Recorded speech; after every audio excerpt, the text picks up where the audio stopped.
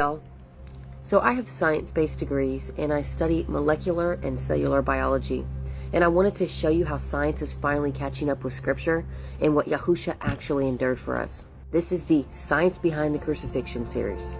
And we are on episode 3, which is the Crown of Thorns, or the curse on his head. Also, I'm still under the weather. My throat hurts and I'm congested, so if I sound a little off, that is why. I'm trying to breathe and it's kind of hard, so give me grace. Alright, so this is Matthew or Matthew 27:29. And plating a crown of thorns, they put it on his head and a reed in his right hand. And they kneeled down before him and mocked him, saying, "Greetings, sovereign of the Yehudim."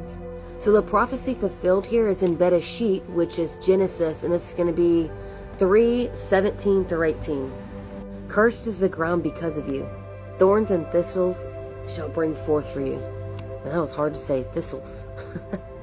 So thorns were the first physical symbol of the curse. And now they're being pressed onto our Redeemer's head. So the thorns used were likely the Ziziphus spina-christi. That is a Middle Eastern plant that has these thick, rigid, like 2 to 3 inch long spikes. And y'all, the crown was not shaped like a wreath like they like to portray. It looked more like this woven cage, like this. Like it looked like a helmet, essentially, that went all the way around and over. It was not just a crown of thorns like this. It covered like the entire scalp and it pressed down with force. And as those spikes pressed down on those superficial temporal arteries and the occipital vessels, blood started pouring down his face. The scalp, rich in nerves from the trigeminal and the occipital systems, would send these constant waves of excruciating pain back to the brainstem. And this triggers neurogenic shock and then uncontrollable bleeding. Remember, our face and our head is very vascular when it comes to our blood. So there would be a lot of blood coming. So what does this mean in layman's terms? They did not gently just place this little teeny crown on his head. They jammed this crown of thorns, which is a cage or a helmet, into his skull. Literally. And every spike on that thing hit those nerves that control his head and his face.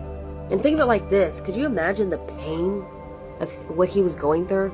And then the blood running down into his eyes mixed with sweat. Could you imagine how that felt? It was just terrible. This was like humiliation, an act of torture, and prophecy, all in one go. So what is the spiritual connection here? So, when Adam sinned, he brought forth thorns from the ground. Not he, but the sin. And when Yahusha wore that crown of thorns on his head, he bore that curse literally on his head. So science sees blood loss and nerve trauma, but scripture sees the curse crushed into his crown.